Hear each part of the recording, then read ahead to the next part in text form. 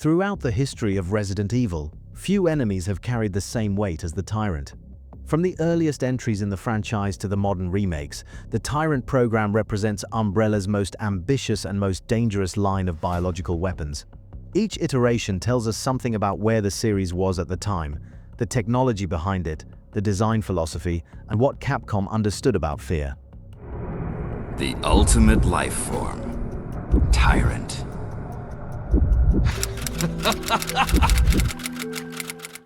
In the 1960s, three researchers, Oswell E. Spencer, James Marcus, and Edward Ashford, discovered a rare species of flower known as the Stairway of the Sun.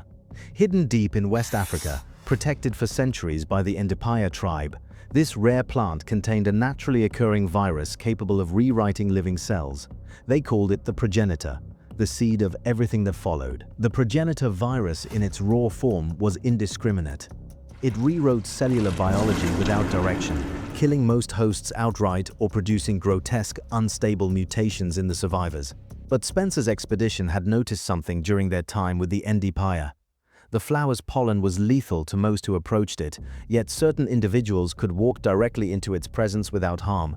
Marcus identified the mechanism, a rare genetic trait he classified as the Wesker-type genome. The host that carried this genome responded to the T-virus not with death or decay, but with something the program had been designed around, a true biological enhancement. Muscle density were increased dramatically, bone structure were reinforced and sensory capacity expanded, while pain signaling suppressed to nearly zero.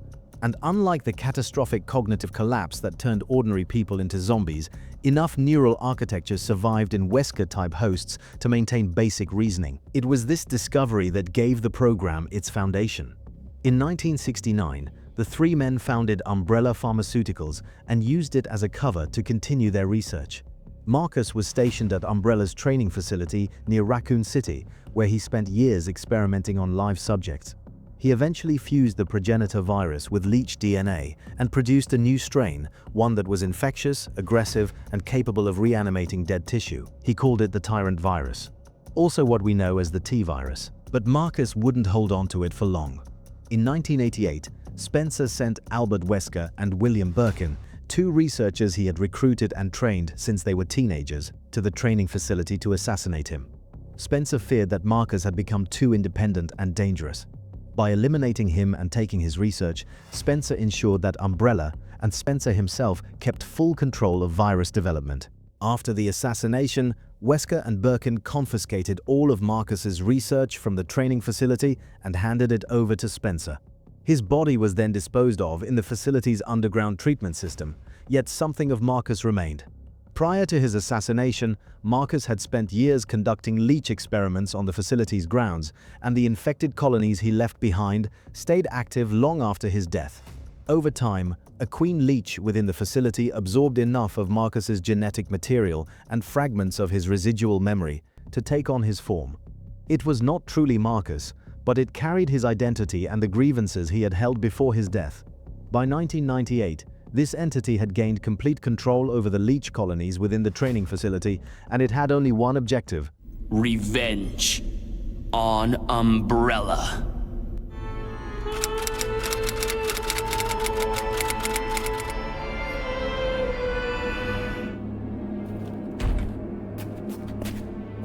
What is that?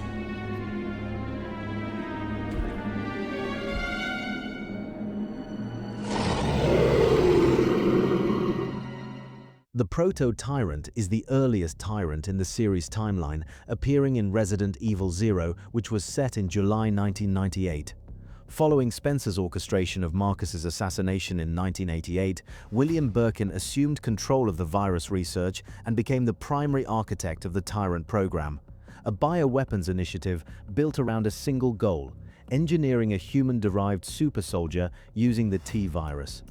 It was under Birkin's direction that the Proto-Tyrant was produced, the first subject to ever come out of that program. The Proto-Tyrant was proof that Spencer and Umbrella had produced something genuinely beyond human. The super soldier they had theorized on paper was now standing in front of them, taller, bigger, and built with a strength that far surpassed anything the human body was capable of, but that was all there was to it. Unlike the Tyrants that would follow it, the Proto-Tyrant was not a refined weapon. The viral suppressants available at the time were not sufficiently developed to regulate the extent of the mutation.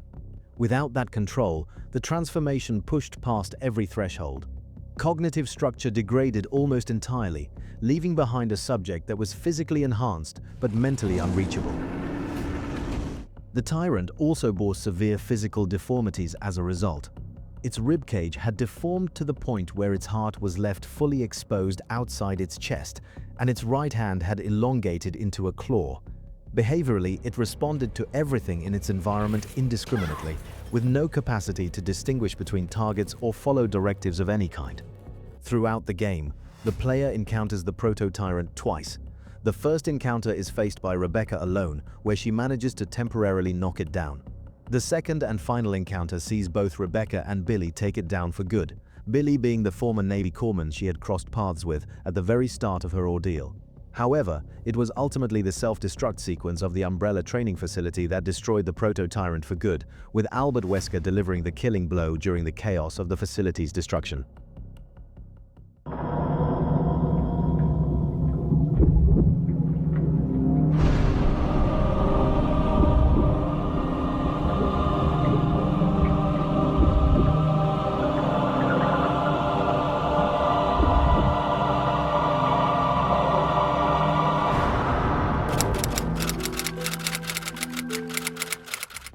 The T-02 is one of the earliest successful Tyrants in the franchise timeline, appearing in Resident Evil, which takes place during the night of July 23 to 24, 1998. Its emergence overlaps with the events of Resident Evil 0. The player first encounters the T-02 in the underground laboratory beneath the Spencer Mansion in the Arklay Mountains, where it had been kept in a stasis pod prior to deployment, suspended and waiting for field evaluation. Unlike the Proto-Tyrant, the T-02 was not an uncontrolled experiment. It represented a significant step forward. The physical deformities were still present. The exposed heart remained a critical vulnerability, but its overall form was far more stable. Its frame was enormous, standing well over 7 feet tall, with musculature that made the Proto-Tyrant look unfinished by comparison. But the most important distinction was not physical, it was cognitive. The T-02 could respond to basic commands and external stimuli. It showed the first signs of obedience, something earlier models failed to achieve. That said, it was still far from intelligent. Compared to the Tyrants seen in later entries, its behavior was limited and reactive rather than strategic. But for Umbrella, that was enough. What they needed was not intelligence, they needed control. And the T-02 was the closest they had come. On the night of the Mansion incident, START's Alpha team was dispatched to investigate the disappearance of Bravo team in the Arklay Mountains.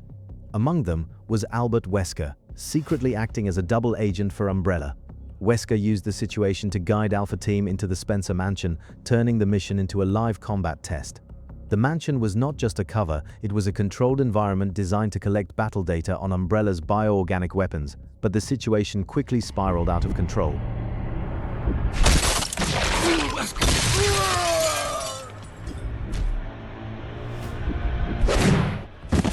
The exact reason the Tyrant attacks Wesker is never fully explained. Whether it was a failure in control or something Wesker anticipated remains unclear.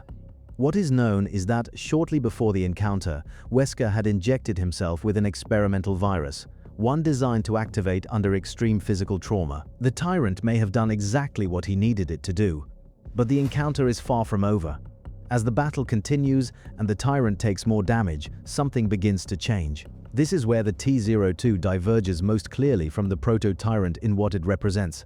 The Proto-Tyrant's instability was present from the beginning, a result of uncontrolled mutation.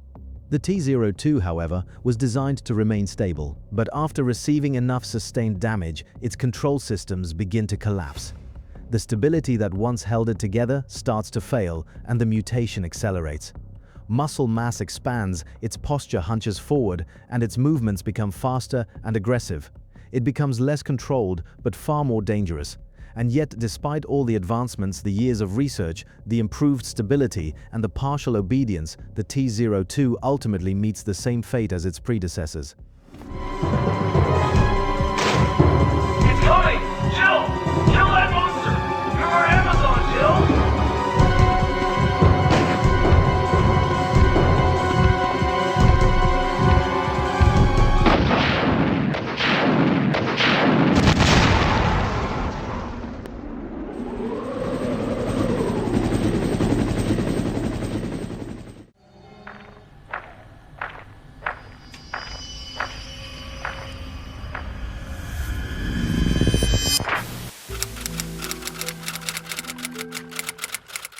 Mr. X is one of the most iconic and terrifying bioweapons created by Umbrella Corporation.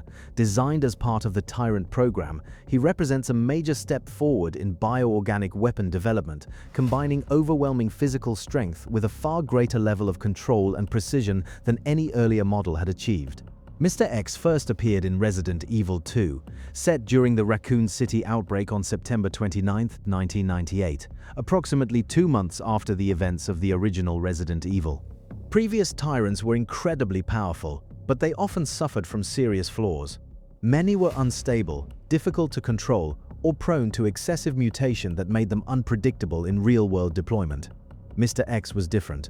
From the moment he appears, his towering figure, trench coat, and fedora immediately set him apart from everything that came before him. Unlike his predecessors, whose forms were often grotesque or heavily mutated beyond recognition, Mr. X maintains a far more human-like silhouette, engineered deliberately to retain that shape, allowing him to operate more effectively in urban environments while still carrying immense strength and durability beneath it. He was also the first Tyrant that Umbrella could manufacture in quantity, and that distinction alone represented a fundamental shift in what the program had become.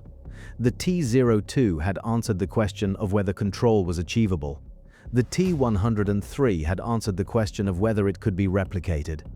And unlike the T-02, which required chemical suppressants introduced during the bonding process to regulate its mutation, Mr. X's control mechanism was physical, a heavy coat functioning as a power limiter, a device engineered to suppress the creature's biology below its threshold for full transformation. The result was a Tyrant that could operate in the field with a degree of functionality no previous model had come close to.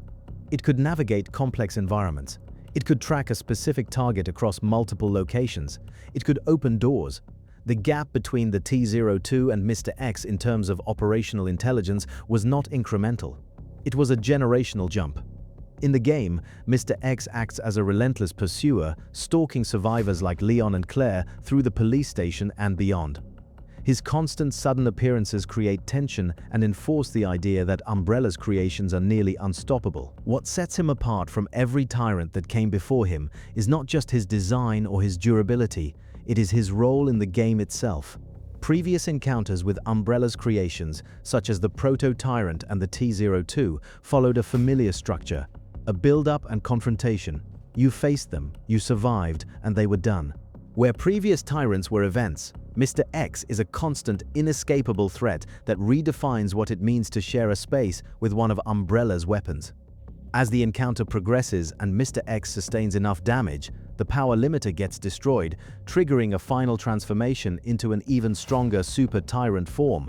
His arms transform into sharp claws, similar to those of the T-02, and he becomes even more aggressive and dangerous.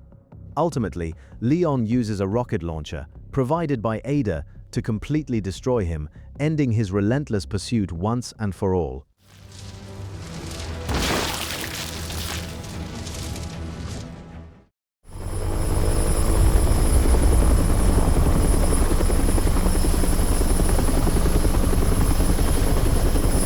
Got a result. Secure by the second.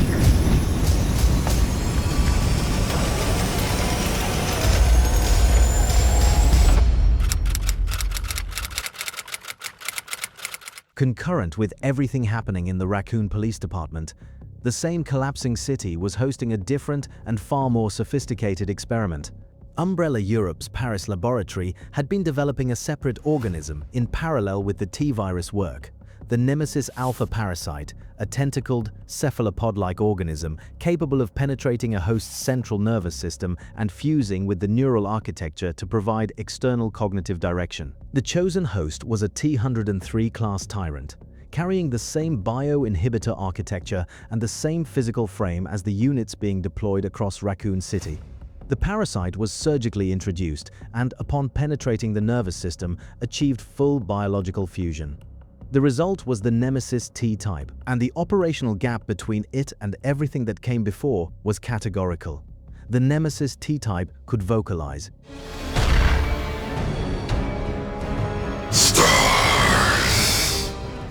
Its speech was limited to its primary target designation, stars, but that single word was evidence of something the T-02 and T-103 had never approached. It could also operate complex weaponry. The triple-barreled rocket launcher it carried on initial deployment required grip calibration and ballistic judgment against a moving target. No prior Tyrant had demonstrated weapon use of any kind, but the Nemesis T-Type brought armament into the engagement from the first moment of contact. Its target identification operated on individuals. Older model of Tyrants responded to proximity and movement. Anything threatening became a target. Nemesis had a list.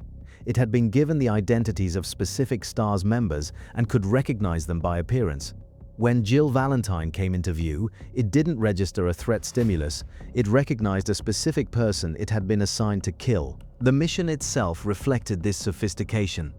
The Nemesis T-Type had been deployed to eliminate all surviving STARS personnel before they could leave Raccoon City and testify against Umbrella in the legal proceedings.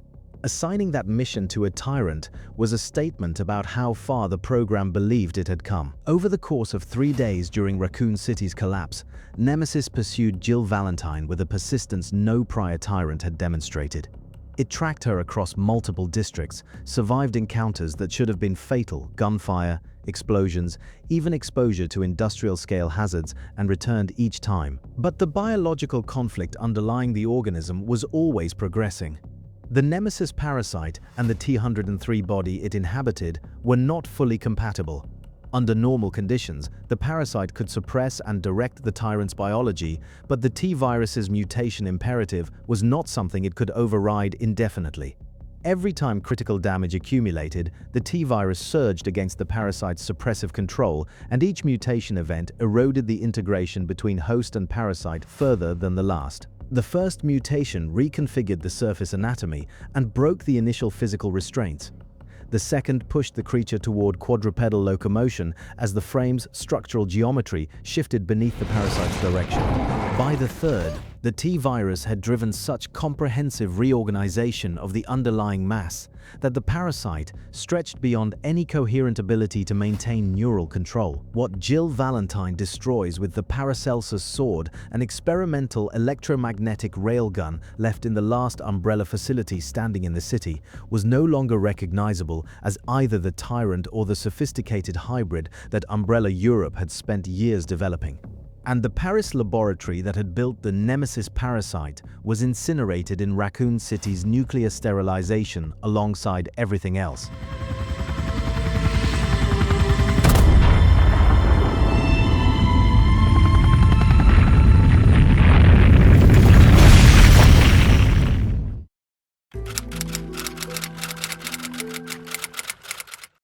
While Raccoon City burned, Umbrella Corporation continued its work in the shadows. One of its most remote installations, Rockfort Island, serving as both a prison and a bioweapons research hub. It is here that we encounter one of Umbrella's lesser-known Tyrant models, the T-078. Umbrella had always intended to sell the Tyrant program to government clients, state militaries, private contractors, anyone with the budget. And the T-078 was just that, a pitch model. Created in 1998, the T-078 was a Tyrant derived from a cloned T-103 line and classified as part of the mass-produced type. Unlike standard units, 078 was deployed without a limiter coat, allowing Umbrella to observe the effects of operating a T-103 without suppression. The T-078 was delivered to Rockfort Island from the Antarctic Transport Terminal under the supervision of Umbrella Security Service Agent Hunk, acting on the orders of the island's commander, Alfred Ashford, the 7th Earl of the Ashford family. Whether by Ashford's directive or the intentions of its creators, the Tyrant's power limiter was disabled, enabling the onset of minor mutations. The T-078 is encountered during Claire Redfield's escape from Rockfort Island. Unlike earlier Tyrants that were deployed as deliberate field tests, this unit appears to have been released as part of the island's security response during the outbreak triggered by HCF forces. Though seemingly defeated before reaching the prisoners, the T-078 survived. As Claire's transport aircraft departed, just moments before a chain of explosions tore through the island, the Tyrant managed to latch onto the plane. It re-emerged through the cargo bay, its right arm undergoing further mutation as elongated claws developed. In the confined space of the aircraft, Claire triggered a secured cargo release, sending a heavy crate crashing into the Tyrant, forcing both the creature and the cargo out of the plane and into the sea below.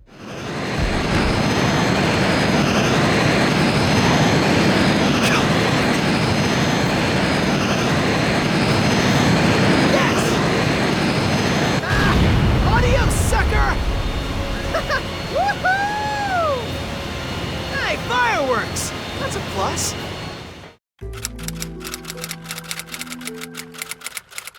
The year is still 1998, in the same dying city, but this time far outside Umbrella's official research parameters. At Raccoon University, Dr. Greg Mueller, a researcher with access to Umbrella's viral compounds, had been secretly developing his own tyrant, the Thanatos. Mueller rejected the entire philosophy of the official program, where the T-103 team poured resources into a bioinhibitor system as the solution to mutation. Mueller believed the inhibitor was the wrong approach entirely. He had deliberately excluded it from Thanatos' biology, designing the creature around uninhibited mutation potential rather than controlled restraint. Thanatos was physically superior to the T-103 in its baseline state, possessing significantly higher damage tolerance. However, without the inhibitor, the creature's threshold between function and supermutation was reached almost instantly under combat stress. It was only the sustained assault of surviving researchers in the university district that forced Thanatos through multiple supermutation cycles, eventually destroying it. Through unauthorized, brutal testing, Thanatos confirmed what Umbrella had documented for years. The inhibitor was never a limitation. It was the cage that made the potential usable at all. Strip the lock away, and the power was immense, but the window of time during which that power could be directed was measured in minutes, not the hours the official program desired. As Raccoon City collapses into chaos, Umbrella Corporation's experiments continue far beyond the public eye. On a remote island facility known as Sheena Island, a new branch of the Tyrant program was taking shape, one that would abandon stability in favor of raw evolutionary potential. The Hypnos T-Type, unlike the mass-produced T-103 models, which were engineered for control and reliability, the Hypnos project pursued something far more unpredictable. Its foundation lay in the Hypnos virus, a modified strain of the T-virus designed to accelerate adaptation through extreme combat stress. Rather than creating a perfect soldier from the start, Umbrella aimed to create something that could become one through evolution. At first glance, the Hypnos T-Type resembled a conventional tyrant, but this was only the beginning. The Hypnos virus allowed the organism to mutate continuously in response to damage. Each encounter, each injury, each near-death experience triggered rapid, uncontrolled transformation. What made the Hypnos T-Type truly unique was its multi-stage evolution. In its initial form, it behaved similarly to other tyrants, slow, powerful, and relentless. But once pushed beyond its limits, the changes began. Claws elongated into lethal weapons. By its later stages, the creature bore little resemblance to its original form, becoming faster, more aggressive, and increasingly unstable. It was no longer a controlled bioweapon, but something closer to a living experiment in chaos. Umbrella's ambitions, however, came at a cost. The Hypnos T-Type proved nearly impossible to control. Its rapid mutations made behavior unpredictable, and its escalating aggression rendered it a threat to everything, including Umbrella personnel. Despite its constant evolution, the Hypnos T-Type was ultimately destroyed during the Sheena Island incident. After undergoing multiple mutations, the creature pursued investigator Ark Thompson throughout the island's collapsing facilities. By its final stage, the Tyrant had become heavily mutated, faster, more aggressive, and increasingly unstable. Its end came aboard Sheena Island's emergency escape route. Get down!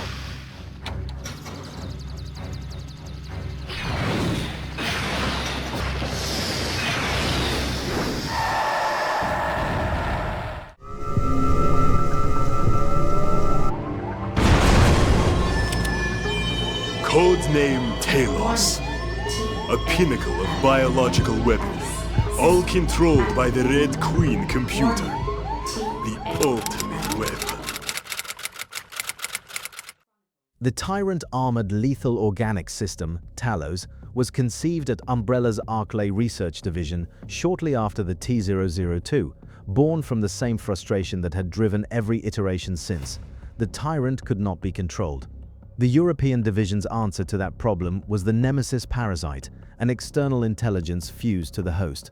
The North American division's answer was Talos, armor the body and hand control over to a machine.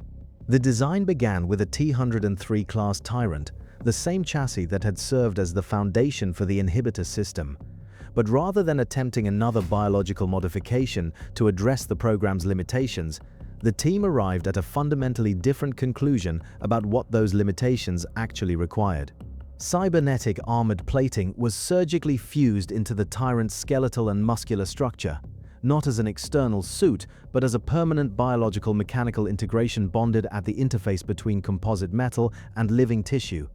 The plating was designed to absorb the kind of sustained damage that had previously pushed T-103 class units beyond their inhibitor thresholds, keeping the organic system below the super mutation threshold for longer periods of time. Its most radical feature was the control system. Rather than relying on the Tyrant's limited cognition or a human operator, Talos was linked directly to the Red Queen, a supercomputer housed within Umbrella's Caucasus facility. The body remained organic, but its decision-making and battlefield functions were increasingly delegated to machines.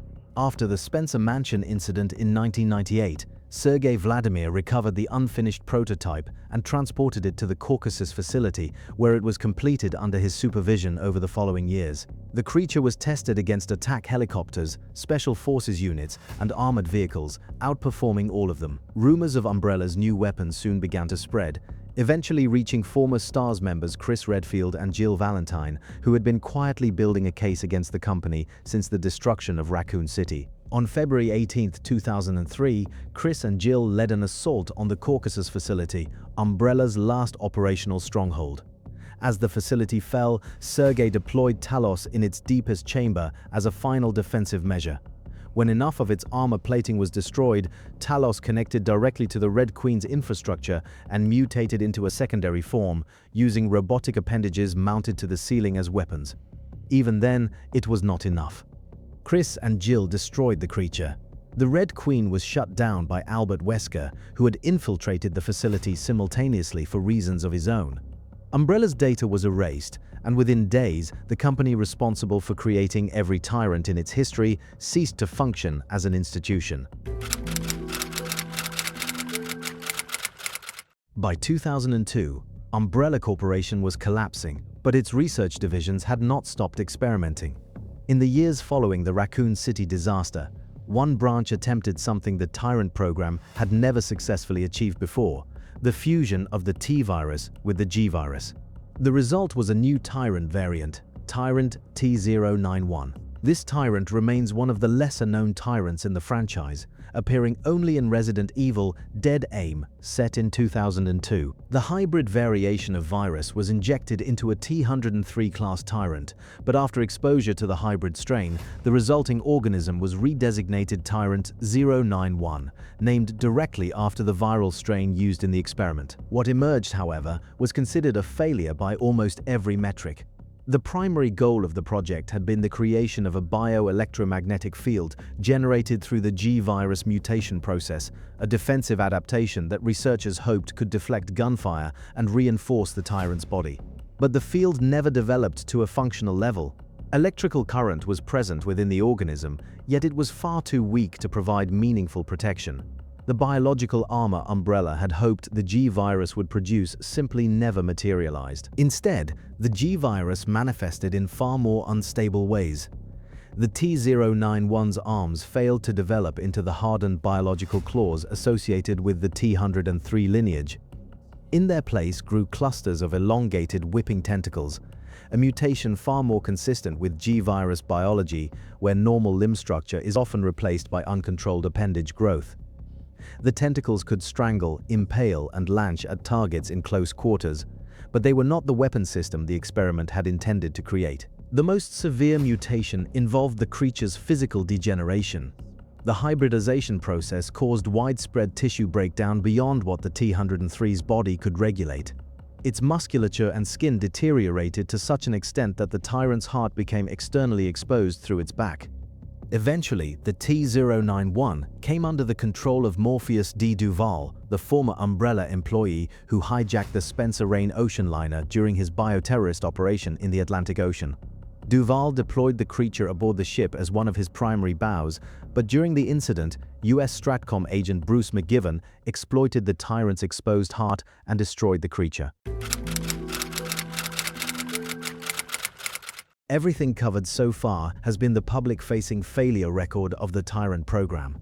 But there is a thread running through the entire T-103 lineage that connects back to one man, and that man had two Tyrants built specifically for himself, creatures that operated at a level of functionality the mass-produced line never achieved. His name was Colonel Sergei Vladimir, a former officer of the Soviet Army who joined Umbrella after the Soviet Union's collapse.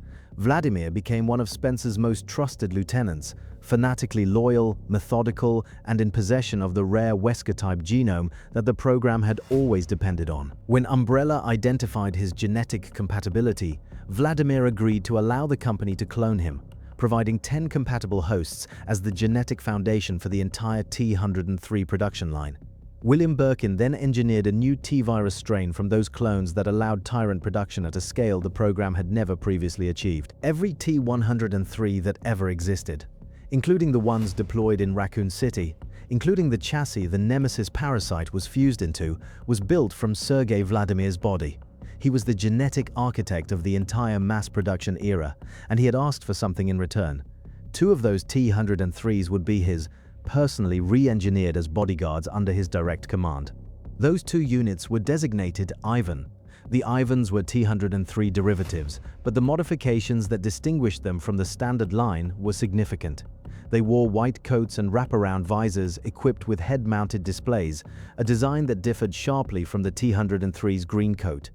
More importantly, their behavioral architecture had been refined far beyond what the standard T-103 could achieve. They could comprehend human language, they could carry and operate firearms with genuine proficiency. They could, in controlled circumstances, pass as human. They flanked Vladimir in public settings, responded only to his direct commands, and held their aggression in check in ways the mass-produced line consistently failed to replicate. More importantly, they obeyed only Sergei Vladimir. In many ways, the Ivans represented the closest Umbrella ever came to achieving the original purpose of the Tyrant project: a controllable bioorganic weapon that retained intelligence, discipline, and operational stability. The first recorded Ivan deployment was on the morning of July 24, 1998, at the Arclay training facility, hours after the events of Resident Evil Zero. When Wesker emerged from the facility following Marcus's outbreak, Vladimir intercepted him and sent one Ivan to administer punishment for what Vladimir read as a failure to protect the installation.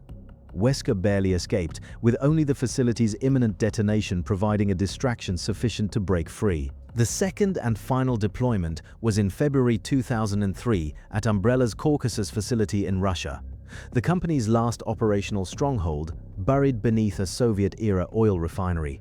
Wesker had infiltrated the facility and engineered a T-virus outbreak inside it. Vladimir deployed both Ivans against him simultaneously. By 2003, Wesker had been fully transformed by the prototype virus he had administered to himself in 1998. The Ivans were no match and killed by him.